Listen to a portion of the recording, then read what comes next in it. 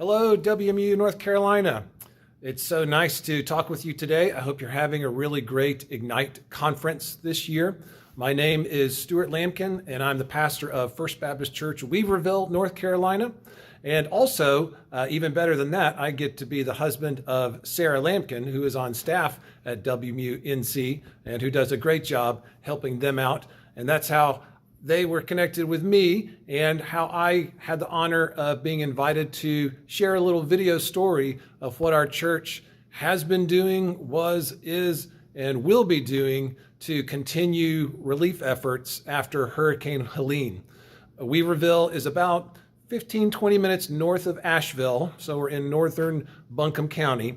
And if you saw on the news, some places were truly devastated. Any place that was next to a creek or a river was completely wiped out. But the towns or the communities that were not were okay. So our church here in Weaverville, kind of in town, small town Weaverville, was okay. And that meant that as soon as I could get here to the church, I didn't know what I was doing. We didn't know what we were doing. We hadn't lived through this before. Western North Carolina really did not have any kind of hurricane disaster practice to pull from. But I knew that we needed to get to work and figure out anything we could do. Let's just open the doors of our church, open the doors of our hearts, and whatever opportunity presents itself for us to serve and love our neighbors, then we will do it. So that started here in our fellowship hall. We were connected with World Central Kitchen, the organization that offers meals all around the world to disaster areas. So they started setting up a free hot lunch program here in the back of the fellowship hall. And that really sparked a lot of our work efforts because it drew in a big crowd coming in here. The power came back on here at the church right when they started, like the day they started serving lunch. And that meant that we could be like a refuge for people. We grabbed every single extension cord and surge protector in the entire church, and we tried to go find some more from people's houses so that we could make charging stations here on the tables for people to charge their phones because nobody had power. A neighbor just right across the street had an internet satellite that he just so wonderfully loaned to us. So we put that on the roof, and that meant that this building had an internet connection, which was incredible because no other place, no other home, no other building had internet at that point. So we had people who would just hang out. It was remote workers. It was people contacting their families because none of the phones worked. And through a church member who knew someone at a water purification company, we were able to offer clean water out front at the front doors for anyone who came by, which was really helpful because nobody had clean water for a number of days and weeks. So those were the things that were happening here. And I'll take you on a little trip down the hallway to show you the ministries that kind of migrated down this way. You'll see we've put up food supply arrows because pretty quick we started getting donations of food and supplies to give out, which was wonderful. And it kept multiplying like loaves and fishes and water bottles. And so we needed a place to store it all. And we used our Sunday school hallway and used some rooms that weren't really being used these days. We turned those into storage shelving rooms for food pantry supplies and for clothes and blankets and anything that people needed. So let me turn the camera so you can see what we've done with the place. So here's our what used to be a very clear and nice, orderly Sunday school hallway. And now what happened after the hurricane, I called it an explosion of ministry. One of our church members called it holy chaos. So we had people running back and forth all the time because we were getting donations all the time. And there were a few days where we had to say, I'm sorry, we can't take that because we just ran out of room. We've had to pile things up in other Sunday school classes, which you always got to watch out for whose Sunday school class you pile stuff in.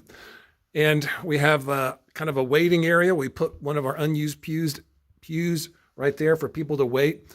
We have, different items that we bought all these shelving units. None of this stuff was here. This room was basically empty before the hurricane. It might have had a few old chairs and a desk from the 70s or something.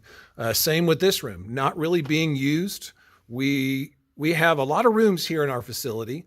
It was built in about 1970, and we had not been using all of our space. And it reminded me of the parable of the workers who, one of the workers buried his talent under the ground and didn't put it to use.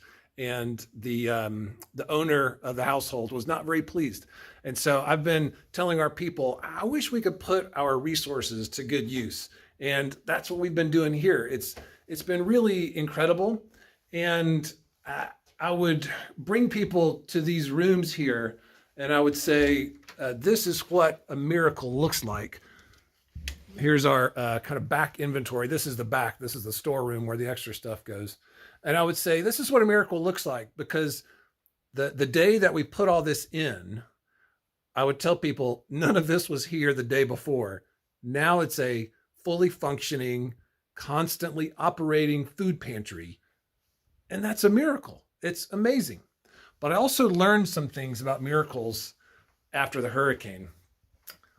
Most all the blessings that came in to our church that we were then able to provide for people, they didn't come out of nowhere. And it helped me learn that miracles have a backstory. Like, we work hard. Well, not hard. We believe it's important here at First Baptist Church Weaverville to always be loving our neighbors, to always nurture good relationships with our town, with our community, with our town council, our mayor, our literal neighbors across the street. And so when the hurricane hit, all those people wanted to step up and help. So those miracles came from long relationships of connection and conversation. None of those people who provided the stuff that was so helpful go to our church, but it was through relationships and through the connections that we had nurtured over the years for people to know this is a place that loves everyone. So after the hurricane, random people around, they had some things that could help, and they thought, well, who can I give this resource to? What's a place that helps and loves anybody? Well, First Baptist Church right there on Main Street. So I say that to encourage you to start working now to plant the seeds of miracles that can produce fruit later.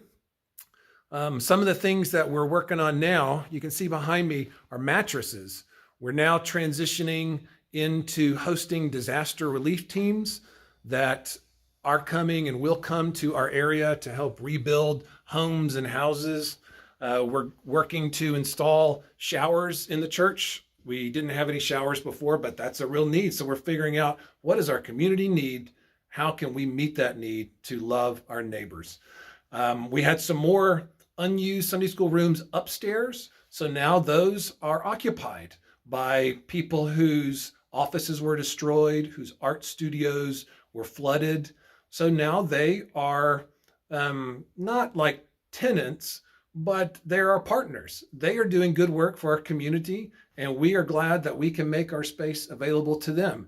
And it's a mutually beneficial blessing of relationship. We've got occupational therapists, physical therapists, massage artists, painters, remote workers. It's really beautiful in rooms that weren't being used beforehand. So a lot of surprise blessings came from the hurricane, none of which we knew anything about. We were flying by the seat of our pants, and we continue to do so because we've never lived in this time before. And we're just trying to be the best stewards of the resources we have. Fortunately, God is guiding us. The Holy Spirit is empowering us. And all you need is a ready and willing spirit to follow God wherever you are led to serve your neighbors. I hope that you will get some of that encouragement at the Ignite conference this year. I hope you're inspired, and I hope you go back to your church, to your community, and you think of some neat, new, crazy, messy ways to do awesome ministry and to show people that they are loved by God and they are loved by you. So thank you very much for letting me talk to you today, and have a great rest of the conference. God bless.